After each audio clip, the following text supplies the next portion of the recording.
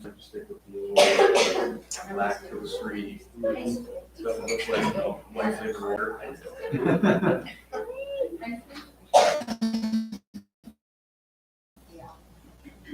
And the teacher was an attorney. And so good morning.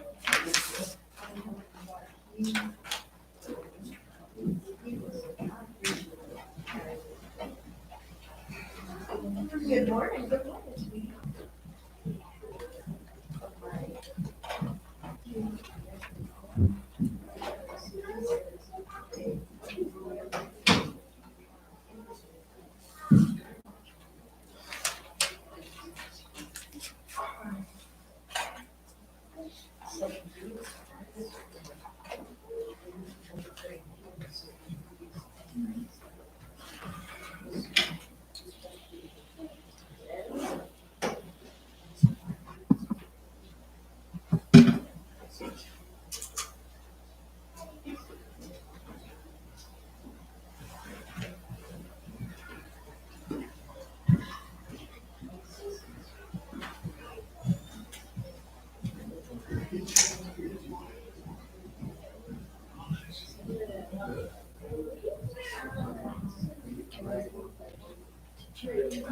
What's like No, I figured you would. I figured Gail would.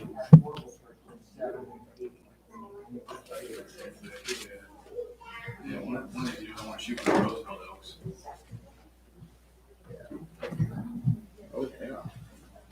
Raghorn, 5 point, yeah, like a 2-year-old.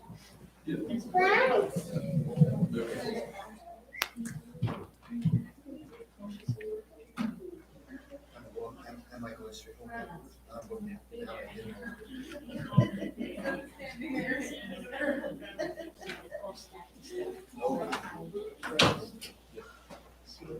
Okay. See you today.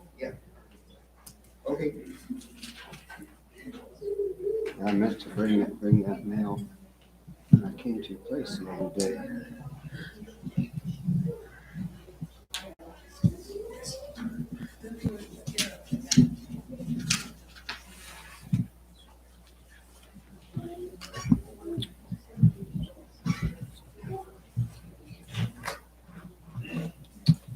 Good morning. Good morning. Do we have anything we need to announce or any prayer requests before we start?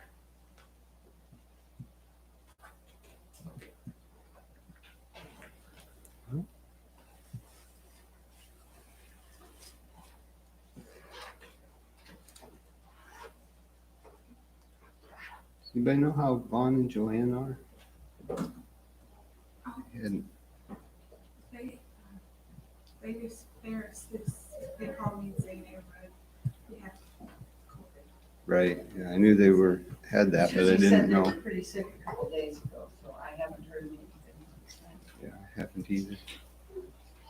We can remember them.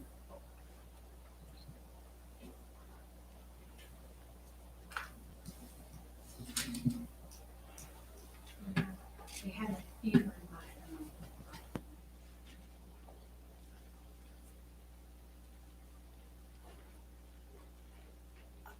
Okay, let's start with prayer. Dear Father in heaven, we thank you for this day that you've given us. Thank you for this time that we can meet together this morning to study from your word. We ask that you bless our time together, that we would be able to learn from your word and be able to serve you better. We thank you so much for giving it to us, keeping it for us. Pray that you would help us to have right understanding. Please help us to use it to guide our lives, to form the way that we think. We ask that you would be with those that are away from us this morning for various reasons. We ask that you'd be with Vaughn and Joanne, help them to get well quickly. Ask that you would be with others that are sick, be with those that are traveling, and keep them safe. We ask that you would be with leaders of our country, that they would do what is right. They would look to you for wisdom and guidance, and they would make right decisions. We ask that you be with all of us, that help us to walk in a way that is pleasing to you. We ask that you would give us wisdom to make right decisions in our lives, and give us courage to do what is right. We thank you most of all for Jesus, for all the blessings that we have in him. And it's in his name that we pray. Amen. Okay, we're in 1 Kings chapter 21.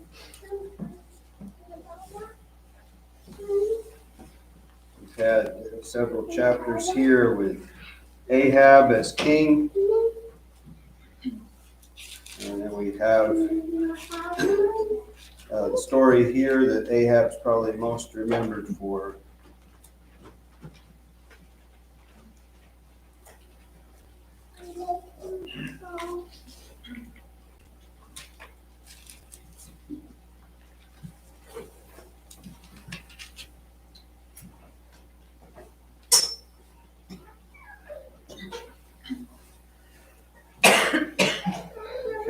I guess we'll begin with just reading through the whole chapter here.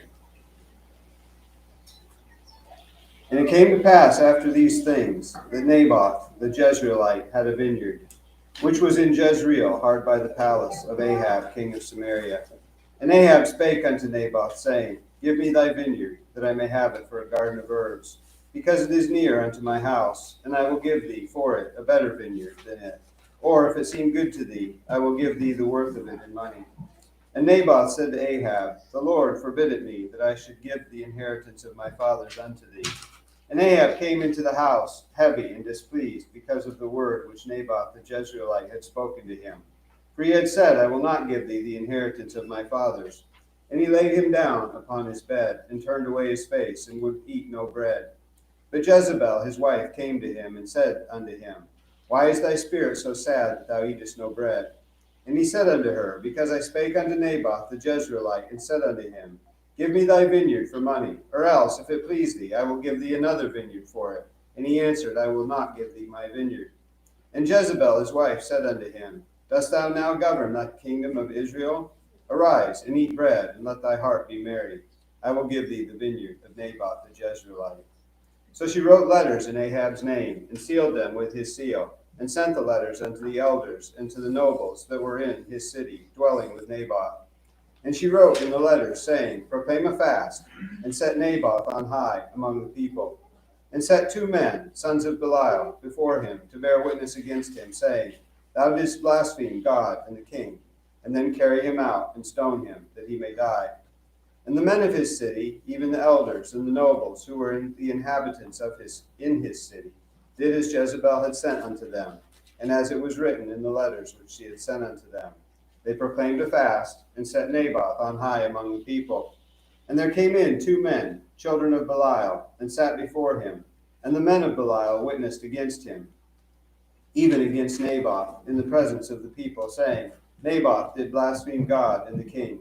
Then they carried him forth out of the city, and stoned him with stones, that he died. Then they sent to Jezebel, saying, Naboth is stoned, and is dead.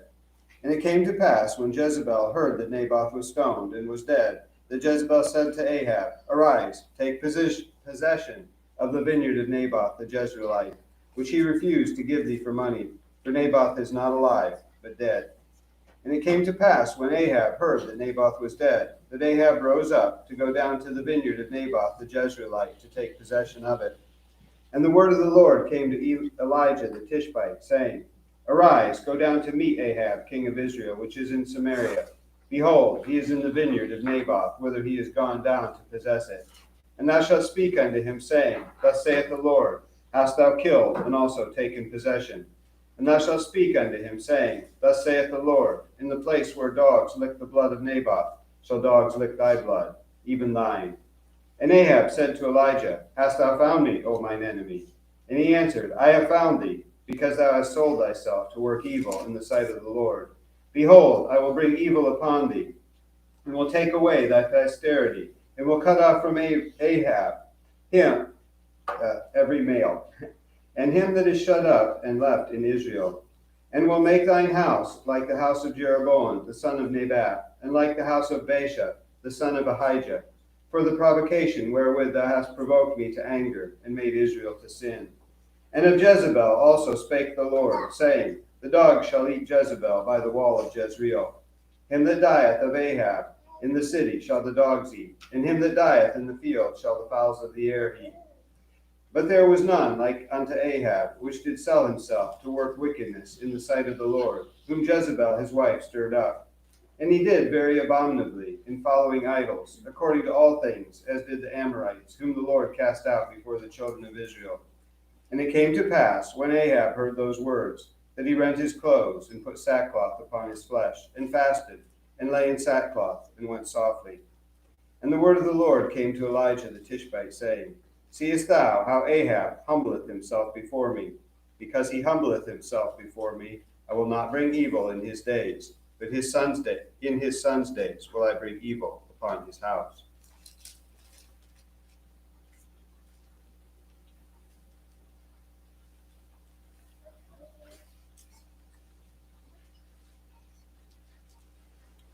Okay, so back to verse 1. We have Ahab referred to here, king of Samaria. Ahab's father had built Samaria to be the capital of Israel. And Ahab was the first king who had his whole reign in Samaria as the capital of Israel. Of course, we're in the divided kingdom, so you have Israel and Judah, with Jerusalem supposed to be the capital of the whole thing, Jerusalem being the capital of Judah, and the city of Samaria being the capital of Israel. And Ahab reigned there in Samaria, but apparently had a place in Jezreel as well. And there's several places where that's mentioned. First of all, back in chapter 16, in verses 24 and 29, you see the history of Samaria becoming the capital of Israel. Omri building it, and then Ahab reigning there in Samaria. And then you see, as far as Jezreel, when the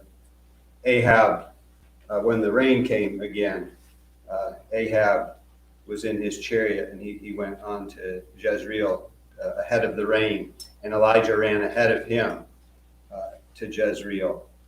And that's back in chapter 18, verses 44 through 46. And then Jezebel died in Jezreel. That's where she was thrown down from the wall, or out of the window there, I guess.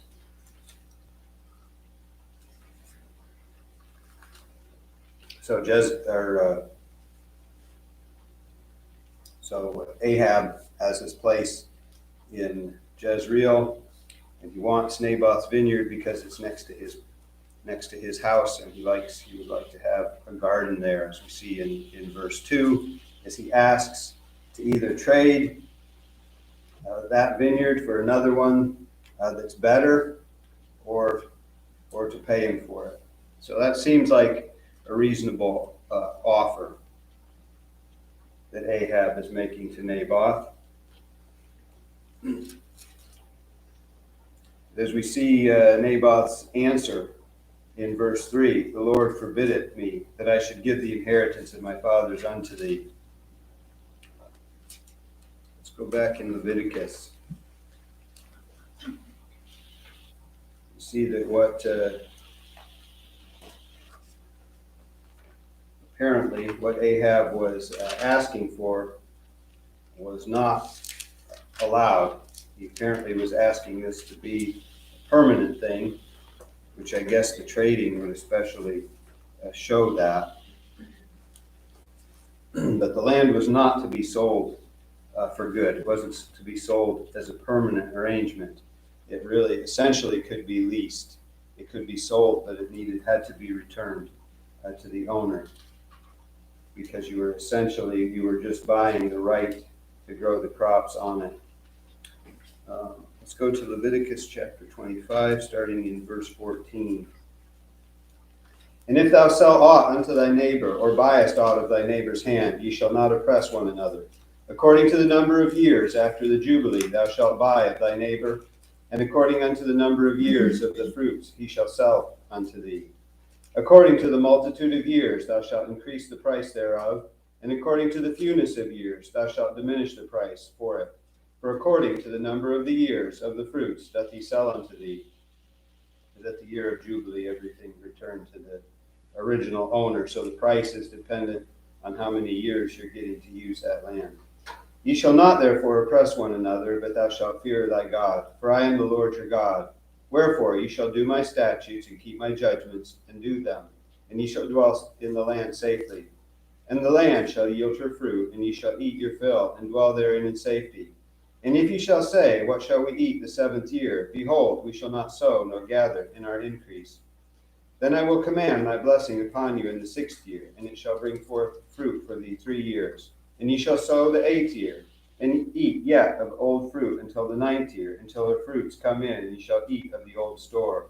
The land shall not be sold forever, for the land is mine, for ye are strangers and sojourners with me. And in all the land of your possession ye shall grant a redemption for the land.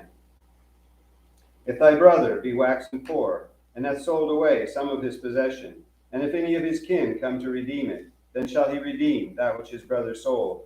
And if the man have none to redeem it, he himself be able to redeem it, then let him count the years of the sale thereof, and restore the overplus unto the man to whom he sold it, that he may return unto his possession.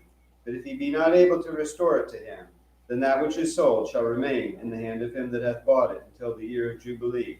And in the Jubilee it shall go out, and he shall return unto his possession. And then you see again in Numbers 36:7 a reference to that, not selling the land of your inheritance forever. So essentially, the land could not be sold according to the law. It could, what we would probably call leased, which was not what Ahab had wanted. So we see in verse 4 that Ahab goes home and pouts. He is quite upset about it, but at this point he's not making any kind of a plot to get his way. He's just very upset about it. Goes home, goes to bed, and won't eat.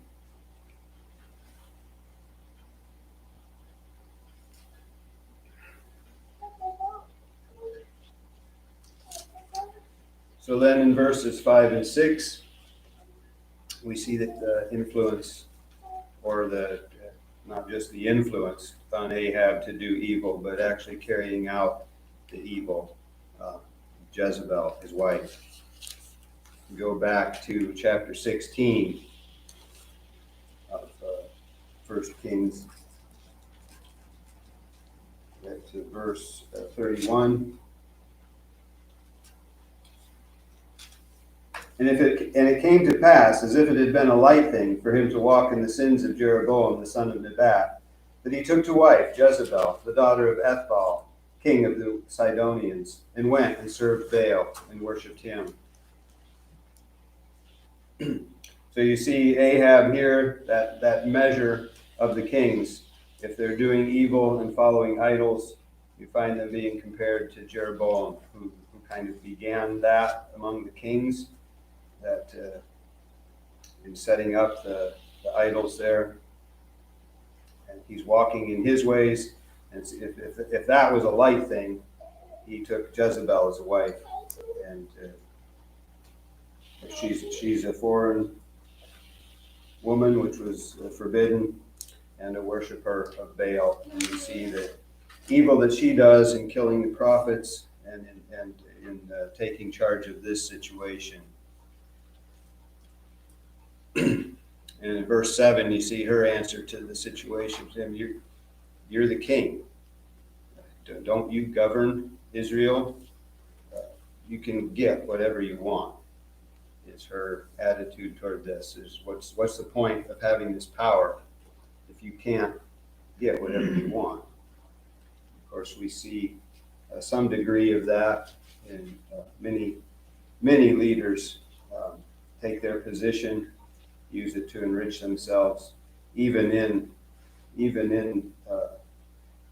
government like ours is supposed to be representative, supposed to be a government by the people. People in those positions of power often take advantage of that to enrich themselves and their families.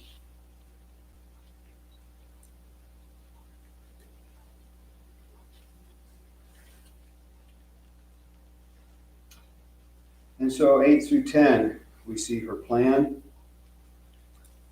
She wrote letters in Ahab's name and sealed them with his seal, sent them to the elders and nobles of the city, and wrote to proclaim a fast, place Naboth there, and get false witnesses against him and stone him. So it starts out, the first part of the instruction is to proclaim a fast. So this would be a solemn occasion.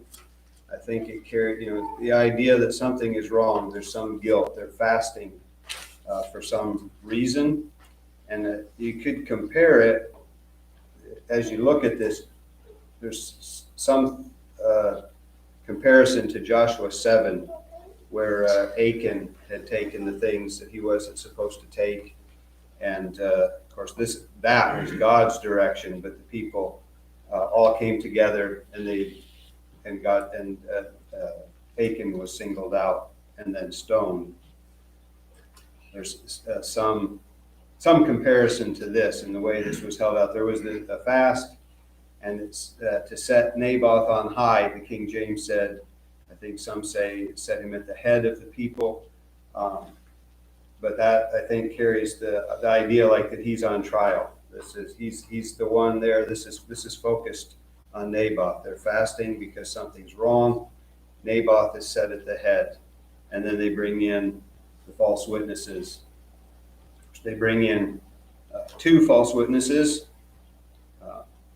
That is a part of the law. You find that in Deuteronomy 19:15. There has to be at least 2 witnesses to bring a charge against someone. In the King James, they're called sons of Belial. Belial is the actual Hebrew word there. And the meaning there, I think, is worthlessness. And some translations say worthless men. But literally, it would be sons of worthlessness. Because the word Belial is just not translated. The Hebrew word's just brought over in King James.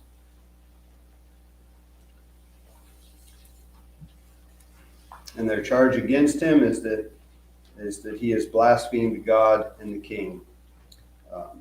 The idea of blaspheming, or some translations say curse. You've cursed God and the king. That's an interesting one in that the word there literally means to bless. And that's used in some places, blessing, but in the bad sense. And in looking at why that is, one idea that I saw is that the Hebrew writers, that when it's in reference to God, that they didn't want to use to curse God, even to say that, so they used the word bless. That I'm not sure I accept that idea. Anyway, it's just interesting that the word literally is bless. It's very clear, and it's used other places this way. It means the opposite. It's cursing God and the king. And of course, that's what we have in all the English translations. It has that correct understanding that it's curse or blaspheme. I think the Vulgate and the Septuagint both have bless. They have the literal word. Okay.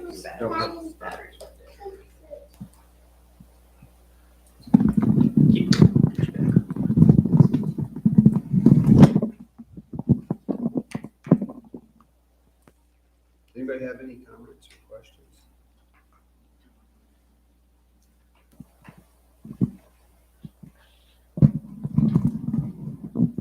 Okay, thank you. As you look at this, Jezebel's plan here, you see that Jezebel had knowledge of the law of God. There's several aspects of this that she knew what she was doing. She knew what the law was. First of all, the need for the two witnesses. And then, of course, that the penalty for blasphemy was stoning. So he was accused of something that would get him killed. And also that stoning was to be done outside the camp or outside the city. He's to be carried out and stoned. So she knew the law to set up this plan.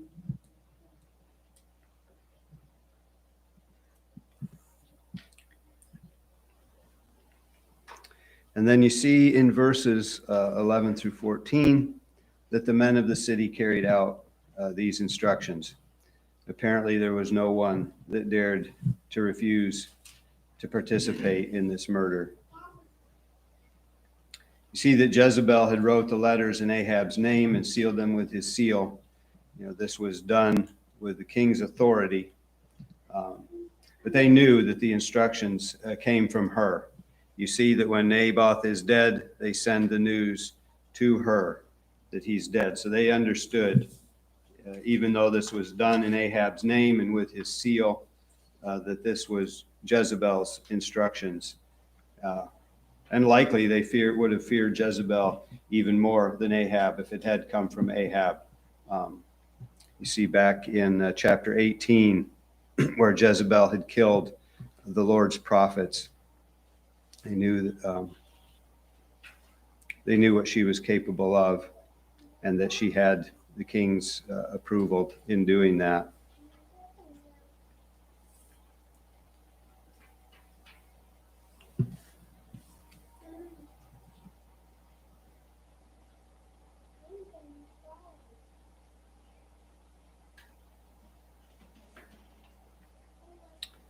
So in verses 15 and 16, and it came to pass when Jezebel heard that Naboth was stoned and was dead, that Jezebel said to Ahab, "Arise, take possession of the vineyard of Naboth the Jezreelite, which he refused to give thee for money, for Naboth is not alive, but dead." And it came to pass when Ahab heard that Naboth was dead, that Ahab rose up to go down to the vineyard of Naboth the Jezreelite to take possession of it. Oh, there's something there I had forgot to mention is when Ahab explained to Jezebel why he was upset and recounted his discussion there with Naboth, he left out Naboth's reason, and that doesn't get mentioned again. Naboth was because of the law. That is the reason that Naboth gave, and he just said, Naboth won't give it to me. And here again, this is mentioned without the reason. He refused to give thee for money. Because his reason, it wasn't just, I want to keep this, which was his right. It wasn't just his right to keep that land. It was his responsibility to keep it in his family.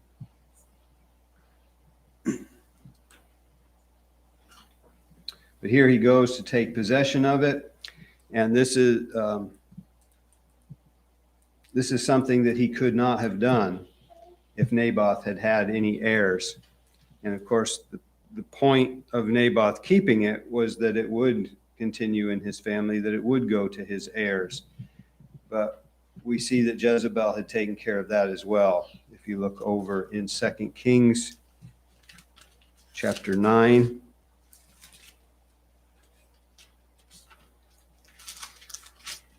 verse 26.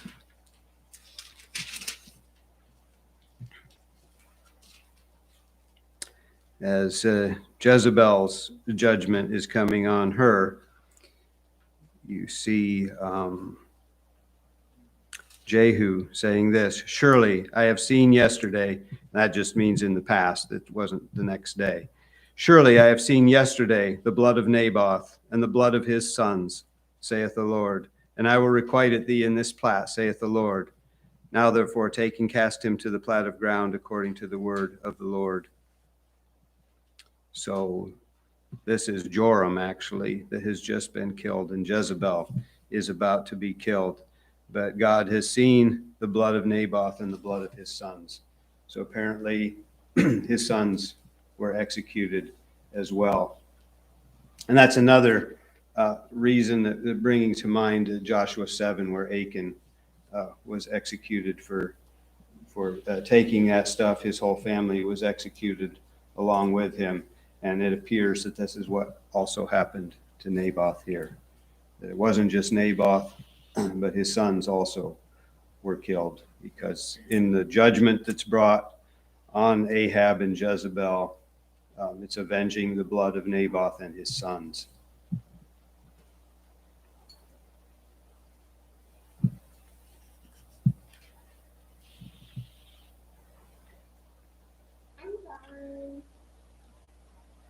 So in verses 17 through 19, we see Elijah is being sent to Ahab. Of course, we've seen in the last few chapters a lot of things about Elijah. Elijah is sent down to pronounce God's judgment on them.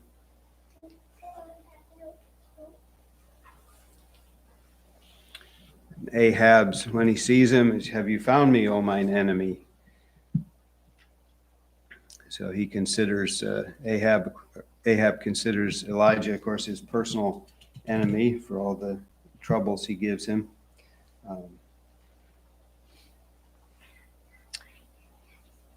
But his answer to him here, it's because he has sold himself to work evil in the sight of the Lord. And you see that in verse 25 again, that there was none like unto Ahab, which did sell himself to work wickedness in the sight of the Lord, whom Jezebel his wife stirred up.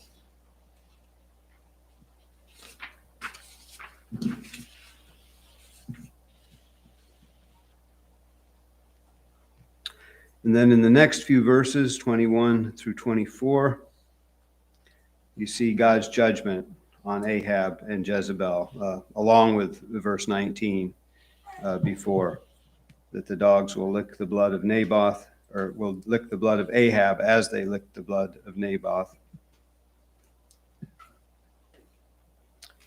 And then this pronouncement of judgment, they'll take away his posterity, will cut off from Ahab all his male descendants. Of course, we talked about that before. The King James, of course, is literal, that it's ones who pee on the wall.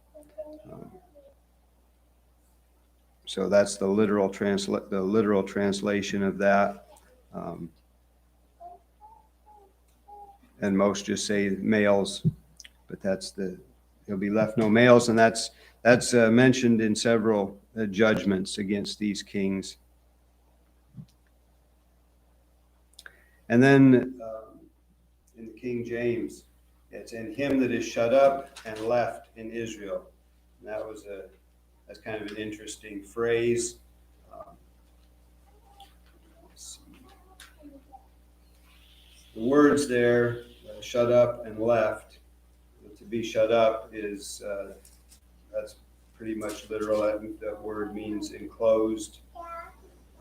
And then left would be more accurate to be like loose. So the idea, I think, and some translations put it this way, is bond and free. Those that he'll have no heirs left, not slaves or free. This was the same judgment as on Jeroboam.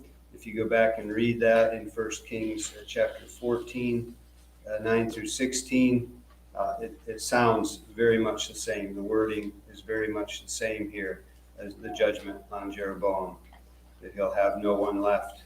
And then on Baasha as well, which is in 1 Kings 16, 2 through 4. So those are mentioned in 22. And will make thine house like the house of Jeroboam, the son of Nebat, and like the house of Baasha, the son of Ahijah, for the provocation wherewith thou hast provoked me to anger and made Israel to sin. Especially Jeroboam's sounds almost word for word like this, and Baasha is also similar. So that you will have the same, you'll meet the same end, and your family will meet the same end as these men because of the things you've done. And then in verse 25 and 26,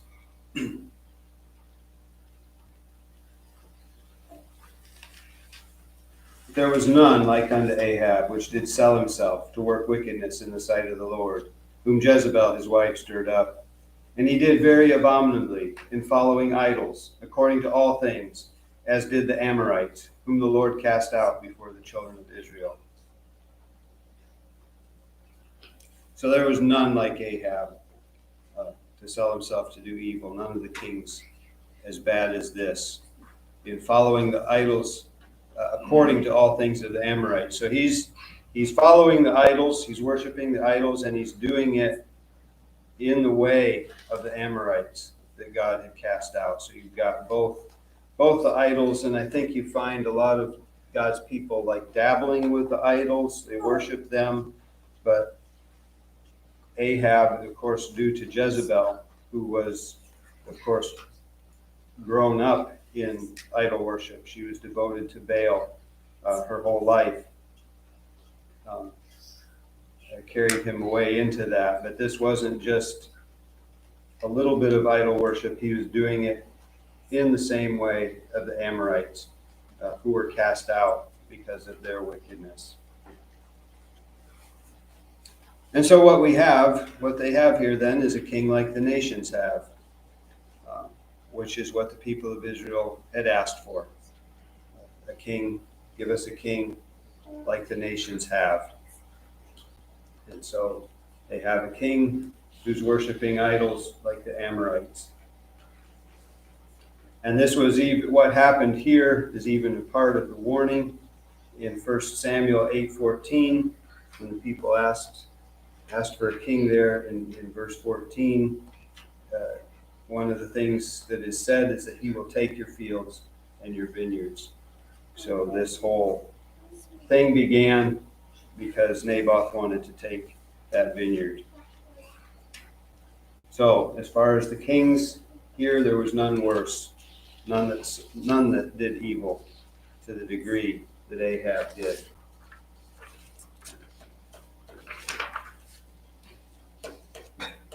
Then you see in verse 27, you see Ahab's reaction to this judgment from what Elijah pronounced would come to him. When Ahab heard these words, that he rent his clothes and put sackcloth upon his flesh and fasted and lay in sackcloth and went softly. So he had the right response to God's judgment. At least it was outwardly right. The word there, it ends in that he went softly. And that's literally what the word is. He went softly. Some consider that may mean dejected or depressed.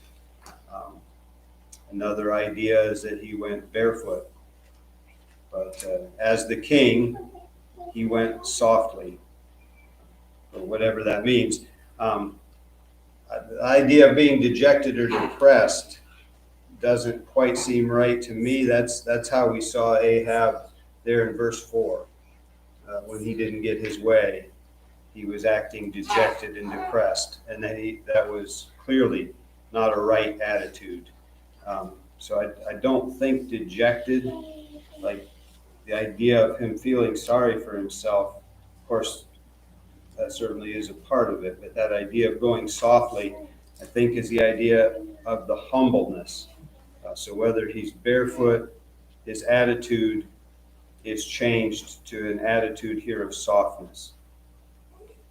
And going barefoot fits well with the sackcloth clothing. But you see outwardly here in Ahab, you see what he does. His next actions are a good thing. And you see God's response in verse 29. God speaks to Elijah.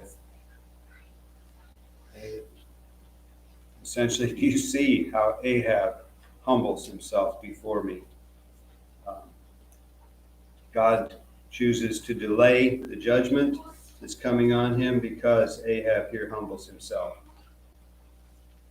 It doesn't say that Ahab repented, or it doesn't say that he turned his heart to God, but it does say that he humbled himself.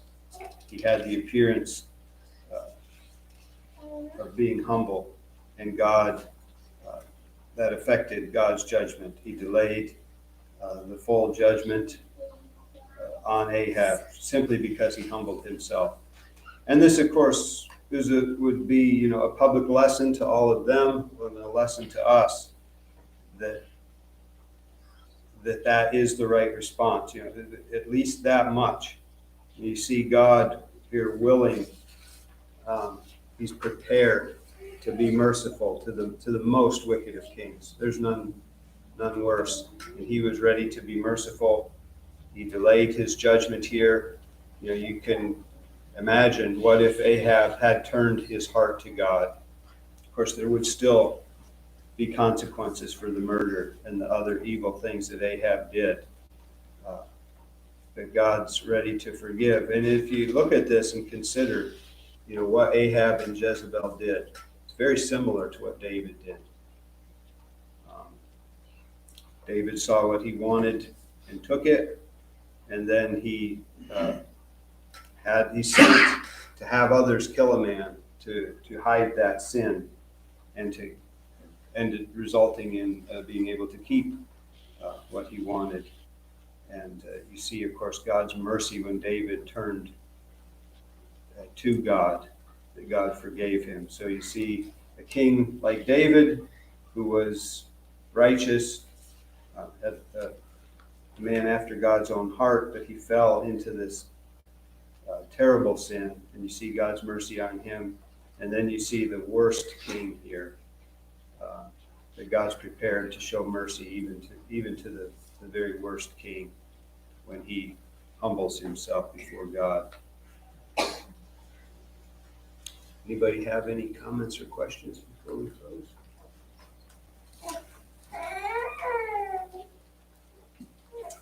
Okay, thank you. Let's prepare for worship. We're thankful for that mercy. Yes, that- yes. Yeah, for That sure. God extends to us because we're all sinners. Right. Yeah, it's easy to look at to we can more relate to David, although his sin is so terrible that murder is something we don't relate to, but it just applies to us, to David, to Ahab, and to us. Our sin separates us. We need that same mercy. And even here, that God gives it so readily when he reacts in the right way to God.